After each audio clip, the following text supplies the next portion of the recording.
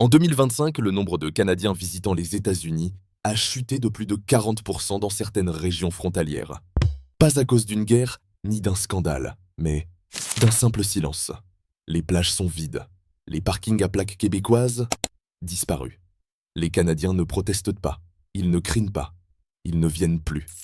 Et si cette absence n'était pas qu'économique, mais émotionnelle, pourquoi les voisins les plus fidèles de l'Amérique ont-ils soudain tourné le dos? Et surtout, que cache vraiment ce silence? Restez jusqu'à la fin. Ce que vous allez découvrir pourrait vous surprendre. Numéro 1. Florida. De la terre promise à la terre désertée. Il fut un temps où l'hiver en Floride signifiait l'arrivée massive de plaques d'immatriculation de l'Ontario, du Québec et du Manitoba.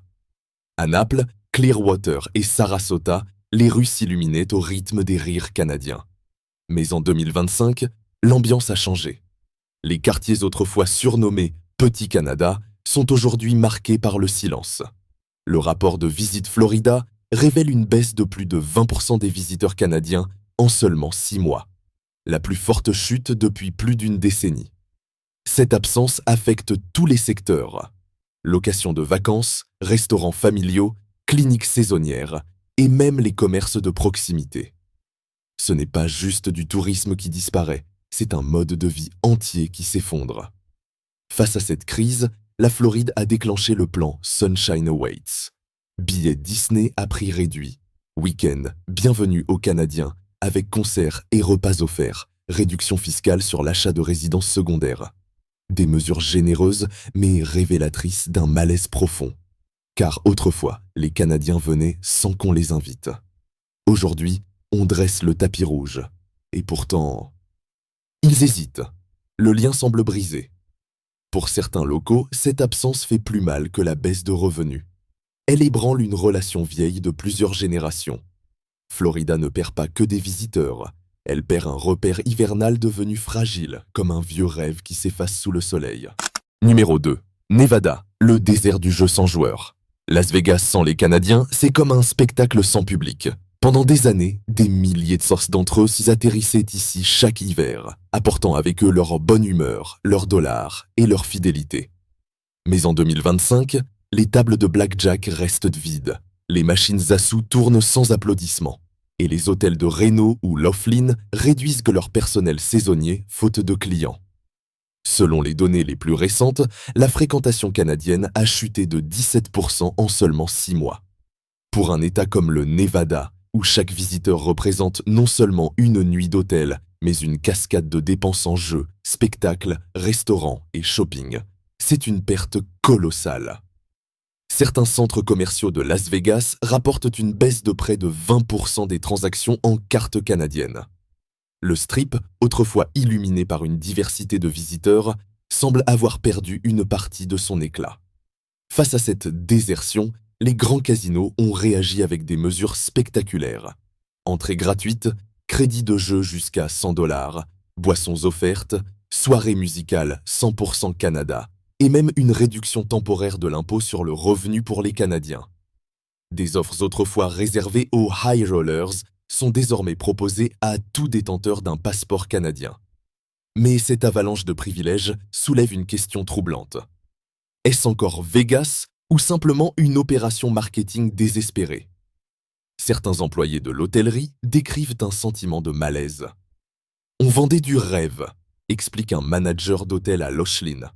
Aujourd'hui, on offre des ristournes comme un supermarché vide. Car au fond, ce que les Canadiens cherchaient ici, ce n'était pas seulement des bons plans. C'était une ambiance, une chaleur, une parenthèse de liberté au cœur de l'hiver. Le Nevada peut dérouler le tapis rouge, mais sans cette étincelle humaine, le désert reste un désert. Doré, certes, mais vide. Numéro 3. California. Quand Hollywood supplie pour une audience. La Californie, longtemps perçue comme une terre de rêve, n'avait pas besoin de publicité pour attirer les foules. Le soleil, les plages, les studios de cinéma, tout suffisait à faire briller les yeux des touristes, surtout ceux venus du Canada. Mais en 2025, ce charme naturel ne semble plus opérer. D'après un rapport de Visit California, le nombre de visiteurs internationaux a chuté de 11% en mars. Mais ce sont les Canadiens qui marquent le recul le plus brutal, une baisse de plus de 15%. Dans les rues de Los Angeles, les boutiques de souvenirs près du Walk of Fame tournent au ralenti. À Newport Beach, les réservations de location de vacances s'effondrent et à San Luis Obispo, les plages restent paisibles. Trop paisibles. Pour inverser la tendance, la Californie a lancé une campagne audacieuse.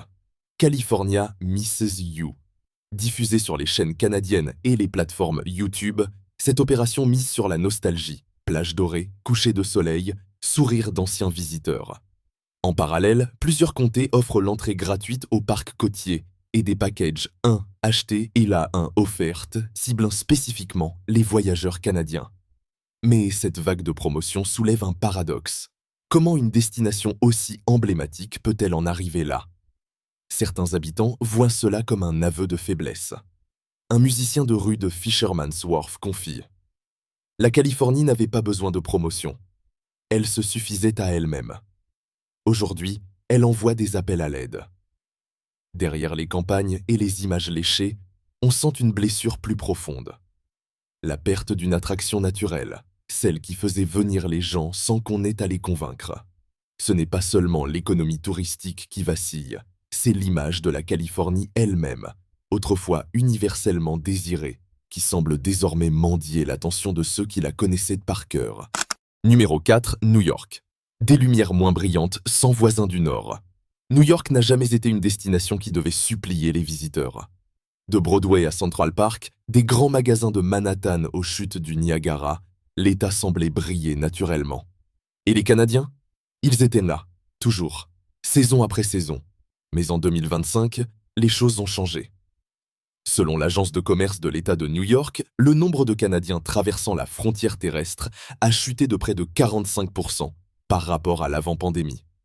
Dans la région de Buffalo et de Niagara Falls, les hôtels affichent des taux d'occupation historiquement bas. Les parkings autrefois remplis de plaques de l'Ontario ou du Québec sont désormais à moitié vides. Face à cette perte, New York a déployé des mesures exceptionnelles. Subvention des frais de visa pour les Canadiens séjournant au moins 5 jours dans l'État, réduction de 50% dans certains hôtels de Buffalo et promotion ciblée pour les acheteurs frontaliers. À Manhattan, même Broadway revoit ses prix, espérant ranimer une flamme touristique qui vacille. Mais cette vague d'incitation fait émerger une tension silencieuse. Un commerçant de 3e génération à Niagara Falls confie: On accorde des rabais aux étrangers pendant que nos propres clients peinent à joindre les deux bouts. Quelque chose sonne faux. Car derrière les gestes généreux se cache une réalité plus amère. New York est en train de troquer son prestige contre de la nostalgie subventionnée. L'État qui attirait autrefois par sa seule réputation tente maintenant de se faire pardonner un éloignement dont il n'a peut-être pas vu venir les signes. Ce n'est pas simplement le bruit des touristes qui manque, mais la routine rassurante d'un lien qui semblait inébranlable. Quand même New York doit brader ses lumières, cela révèle peut-être quelque chose de plus profond. Et si ce que les Canadiens ne retrouvent plus ici, c'était eux-mêmes? Numéro 5. Arizona. Le désert devient silencieux. Dans les rues de Yuma, dans les parcs de Hervé de Mesa ou sous le soleil doux de Tucson, l'hiver avait autrefois un accent canadien. Chaque saison, des milliers de snowbirds, ces retraités venus d'Alberta, de Saskatchewan ou de l'Ontario, fuyaient le froid pour s'installer dans le désert de l'Arizona, transformant les villes calmes en communautés vivantes, tissées de rires, de danses et de parties de bingo à l'érable. Mais en 2025, ce tableau a changé. Les parkings sont vides, les supermarchés vendent moins de sirop d'érable, et les clubs sociaux autrefois bruyants résonnent du vide. Selon les autorités locales, la baisse de la fréquentation canadienne atteint 30 à 50% dans certaines zones. Ce n'est pas seulement un recul du tourisme, mais un effondrement culturel. Pour tenter de garder ce lien saisonnier, certains comtés ont déployé des mesures inédites. Réductions importantes sur les loyers dans les résidences pour retraités, bilan de santé gratuit offert aux visiteurs canadiens et subventions sur les services publics hivernaux. Green Valley, par exemple, propose des programmes de bien-être dédiés exclusivement aux snowbirds, espérant prolonger leur séjour. Mais au-delà de la logistique, c'est l'ambiance qui manque. Un responsable de parc à Yuma, les yeux humides, raconte: Avant, on entendait l'hymne canadien chaque semaine. Maintenant, j'allume les enceintes. Mais il n'y a plus personne pour chanter. Ce n'est pas l'économie seule qui s'effondre, c'est une tradition intergénérationnelle. Des liens familiaux, des rituels divers, une familiarité chaleureuse qui disparaît avec les saisons. Même les médecins de passage, spécialisés dans les soins aux retraités du Nord, choisissent de ne plus revenir, faute de patients. L'Arizona distribue aujourd'hui bons alimentaires, réductions et examens médicaux pour retenir ceux qu'elle n'avait jamais eu besoin de convaincre autrefois. Mais une question persiste, silencieuse comme le désert au crépuscule. Quand l'hospitalité devient une stratégie de survie, reste-t-il encore quelque chose à partager? Numéro 6, Texas. Quand l'orgueil devient hospitalité. Le Texas a toujours cultivé une image forte. Fierté, indépendance, tradition. Ici, on ne plie pas. On accueille, mais on ne courtise pas. Et pourtant, en 2025, dans les villes frontalières comme Mission, McAllen ou Harlingen, quelque chose a changé. Le Lone Star State fait ce qu'il n'a jamais voulu faire. Il s'adapte. Avec la chute brutale du tourisme canadien, estimée à près de 35% dans certaines zones du sud de l'État, les rues autrefois pleines de retraités du Québec ou de l'Ontario sont devenues calmes. Les campings pour VR sont à moitié vides, les restaurants mexicains qui servaient du bacon canadien ferment plus tôt, et les centres communautaires n'organisent plus de soirées dansantes aux airs de Céline Dion. Alors, Texas a mis de côté sa fierté. Des festivals de poutine, des soirées bingo façon Québec, des concerts de musique folk canadienne. L'ambiance du Nord est recréée, presque avec tendresse. Et ce n'est pas tout. L'État a également assoupli ses règles sur l'investissement immobilier étranger, facilitant l'achat et la location de maisons par des Canadiens, dans des zones autrefois soumises à de nombreuses restrictions. Mais derrière cette hospitalité affichée, les tensions apparaissent. Certains habitants dénoncent une préférence silencieuse donnée aux touristes étrangers, alors que les résidents locaux peinent à se loger à cause de la flambée des prix. À Harlingen, un ancien ouvrier du bâtiment résume l'ironie. On offre la maison à ceux qui viennent l'hiver, pendant que nous, on dort dans notre voiture toute l'année. Texas, ce géant fier et rustique, est en train de changer. Non pas parce qu'il y croit, mais parce qu'il n'a plus le choix. Et ce que l'on sent dans les rues du Rio Grande Valley, c'est le frottement discret entre identité et adaptation, entre ce qu'un État est et ce qu'il devient quand ses visiteurs décident de ne plus revenir. Numéro 7, Minnesota. Les matchs sont finis. Pendant plus de 40 ans, le Minnesota et le Canada ont partagé bien plus qu'une frontière. Ils partageaient des traditions. Des tournois de baseball entre jeunes des deux pays, des marchés communs, des hivers chaleureux malgré le froid glacial. Dans des villes comme International Falls, Warroad ou Grand Marais, la saison touristique hivernale était autant sociale que commerciale. Mais en 2025, les tribunes sont vides. Les matchs amicaux ont été annulés, faute d'équipe canadienne. Les hôtels près des stades affichent complet pour les souvenirs, pas pour les réservations. Et dans les centres-villes, les vitrines autrefois décorées aux couleurs du Canada sont restées ternes cet hiver. Selon la Chambre de commerce de Duluth, les revenus liés aux visiteurs canadiens ont chuté de plus de 35% par rapport à 2019. Pour un État frontalier où chaque week-end apportait des familles venues, juste pour faire le plein et passer une soirée, la baisse est plus qu'économique. Elle est affective. Face à cette fracture, le Minnesota a réagi à sa façon, avec une bienveillance discrète mais déterminée. La campagne Canada Friendly Weeks a été lancée, avec des foires printanières, des concerts gratuits et des produits locaux vendus à prix réduit uniquement aux détenteurs d'un passeport canadien. Dans les zones frontalières, les taxes à la consommation ont été temporairement abaissées, un geste interprété comme un clin d'œil vers les anciens visiteurs. Certaines villes comme Grand Marais ont même noué des partenariats de jumelage culturel avec des villes canadiennes pour créer des ponts symboliques là où les allées physiques se vident. Mais dans le cœur des habitants, c'est une autre perte qui pèse, celle de la spontanéité. Avant, on n'avait pas besoin de signaler un événement. Les Canadiens venaient, maintenant on distribue des dépliants, on attend, et souvent rien ne se passe. Minnesota n'a pas perdu un public, il a perdu un vieux voisin qui venait sans frapper et dont l'absence pèse plus lourd qu'aucun chiffre ne peut le dire. Numéro 8, Michigan. Le pont, toujours là, mais vide. Entre Detroit et Windsor, entre Sault Ste. Marie, Michigan et Sault Ste. Marie, Ontario, les ponts ne sont pas que des structures. Ils sont des habitudes, des liens du quotidien, presque des traditions. On traversait pour faire le plein, pour aller au restaurant, pour visiter la famille ou simplement pour le plaisir de changer d'air. Mais en 2025, ces traversées se sont raréfiées. Les voitures canadiennes, autrefois si nombreuses à franchir les ponts le week-end, semblent avoir disparu. À Port-Huron, les parkings des centres commerciaux sont presque vides. Les stations-service n'acceptent plus de dollars canadiens. Et dans les boutiques frontalières, les employés regardent les horloges plus souvent que les entrées de clients. Pour tenter de ranimer cet aller-retour quotidien, Michigan a lancé le programme Border Back Bonus, franchissement de ponts gratuits chaque samedi pour les véhicules immatriculés au Canada, promotion dans les pharmacies, boutiques hors taxes, restaurants et cinémas locaux. Des bannières accueillent les visiteurs avec un chaleureux « Bienvenue » et… Mais malgré ces efforts, quelque chose d'essentiel semble manquer. Ce n'est pas un péage qui empêche les Canadiens de venir, mais un ressenti plus profond, plus subtil, celui d'avoir perdu une place familière dans un pays devenu distant.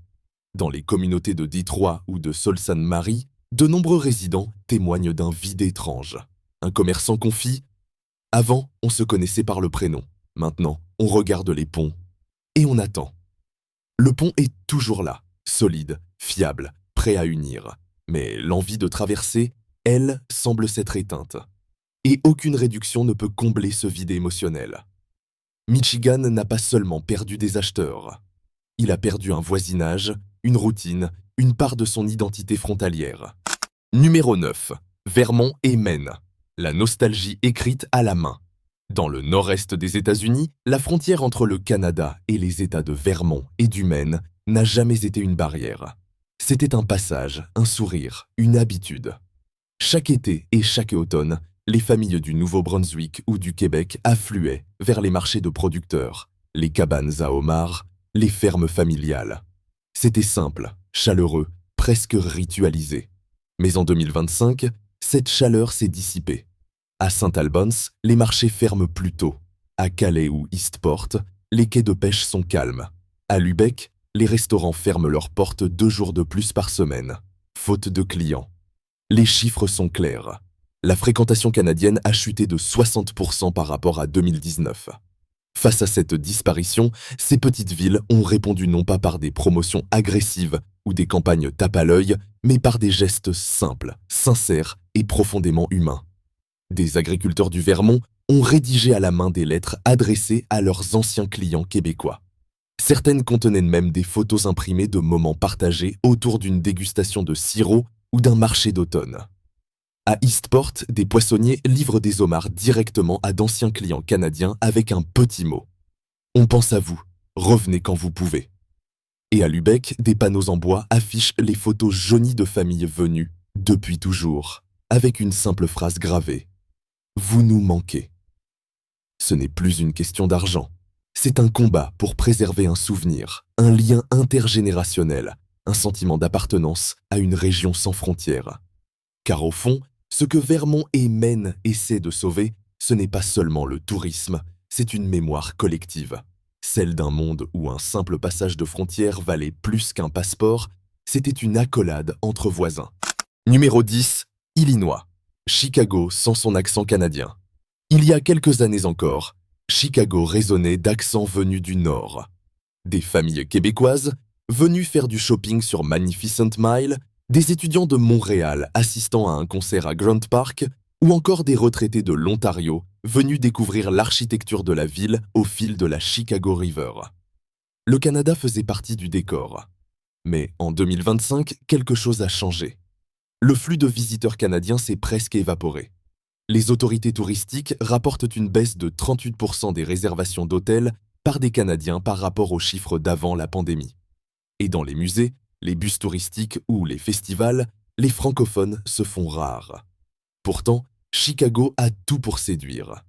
Elle reste l'une des plus grandes métropoles culturelles des États-Unis, un carrefour entre le Midwest et le monde.